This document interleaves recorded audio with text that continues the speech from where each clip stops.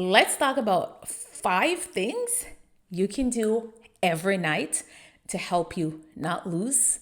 Because if you lose something, you want to get it back. We don't want to get it back. To get rid of belly fat and keep it off.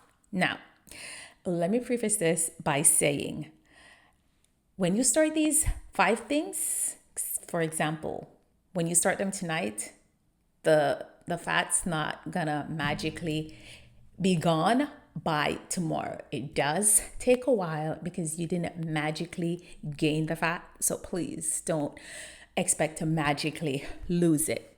Now, these 5 things are things that you have to do on a consistent basis, not occasionally, not whenever you feel like it. They have to be done consistently. All right. Number 1, have dinner.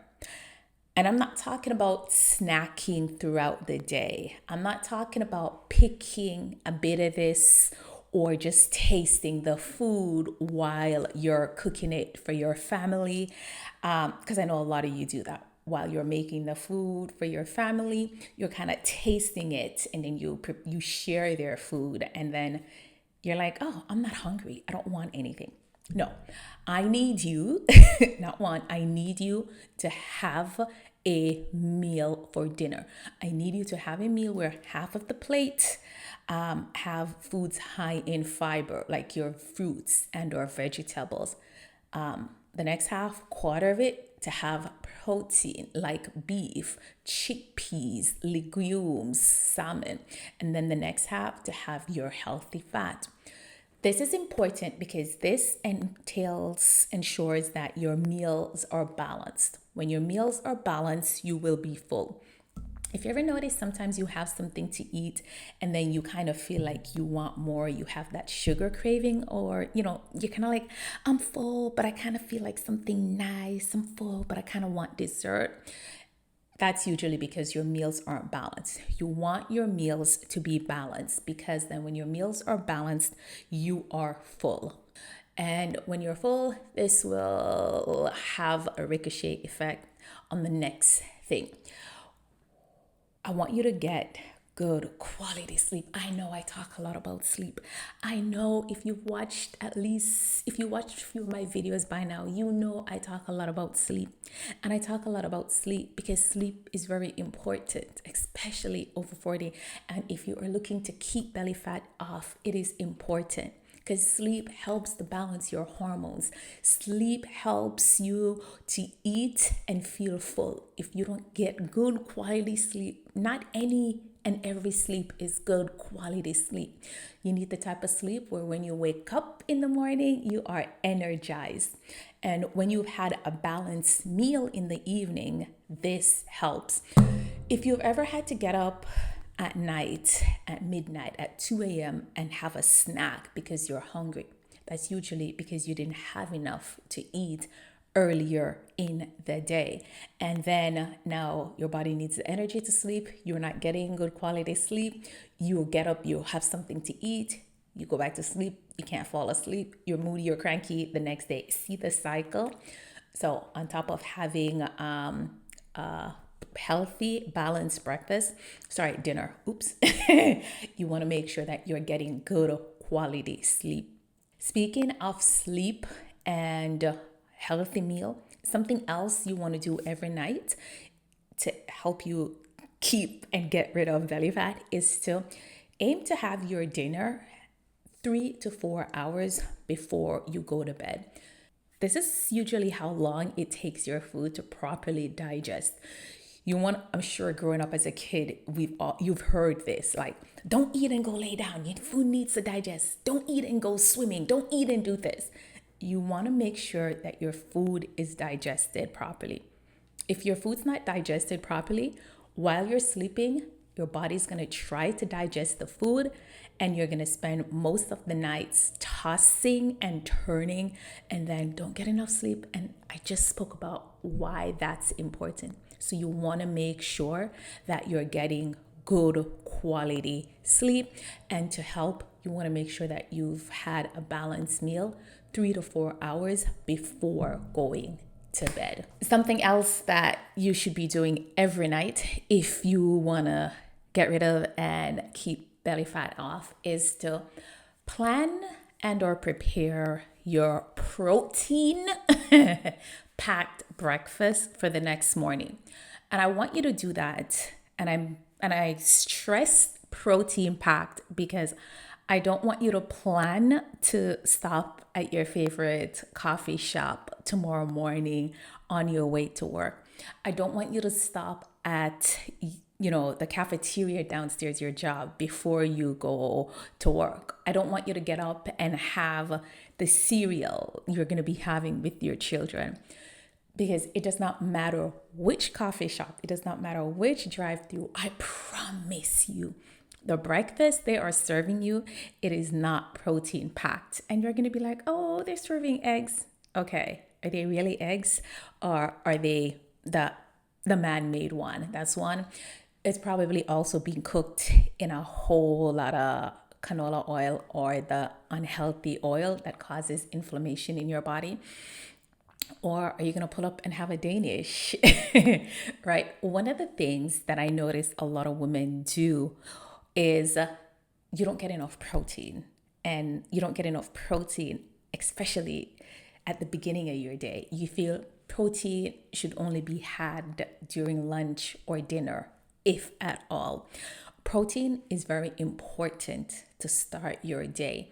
Protein helps to keep your hormone balanced. And one of the biggest issues with getting rid of and keeping fat off at this stage is the imbalance in hormones.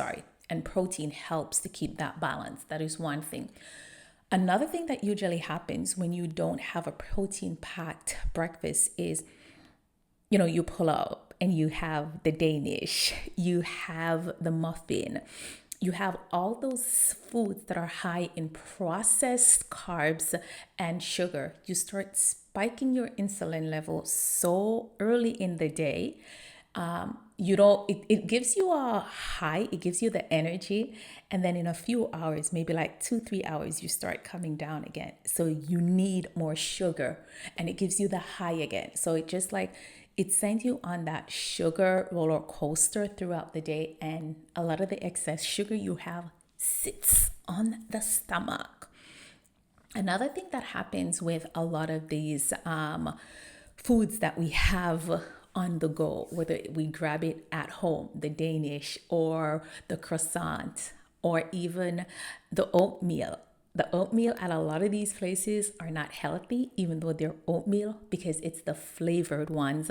And the flavored ones are filled with sugar that sits right on the midsection. So another thing with a lot of the foods at these fast food places, the Danish, the croissant, the bagel, they don't have any fiber. The fiber has been removed, and fiber helps to keep you full. So you have them, you kind of feel bloated, but you're not full. So then you still have more. So having a protein high in, having a breakfast high in protein helps to keep you full longer. It helps to balance your blood sugar level throughout the day. Examples could be eggs. That's one of the reasons eggs are so great. You can have an omelet, you can have scrambled eggs with some fruits and avocado. If you like oatmeal, you can have plain oatmeal, then you add your fresh fruits to it with a bit of protein powder. Make sure you add the protein powder, because if you find you have oatmeal and you're still hungry after, could be the protein that's missing. Something else, cottage cheese, if you can handle it. I'm not eating that for no reason. Cottage cheese and fruits, yogurt. Once again, you want to make sure your yogurt is the flavor-free one, unflavored, and then you add your fruits. The reason is, same thing with the oatmeal. If they're the flavored ones, it's a lot of processed sugar that's there, and that just sits on your midsection. And another thing that you can do every evening, and you're going to be like, girl, come on. Take about 5 to 10 minutes to relax. And that relaxation does not mean being on social media. That relaxation does not mean, surfing, TikTok, or all of those. Take 5 to 10 minutes to do something away from screens that relaxes you. It could be journaling, it could be just listening to nice, soft music. One of the things that I love to do at the end of the day is I love Sade, I love Maxwell, I love Snow Allegra. I like that kind of neo kind of soul. And I'll just sit back on the floor because that's comfy for me. And I'll just groove to it. You know what I mean? It kind of just starts unwinding. Why do you want to do that? Because that is one way of managing your stress. That is one way of unwinding.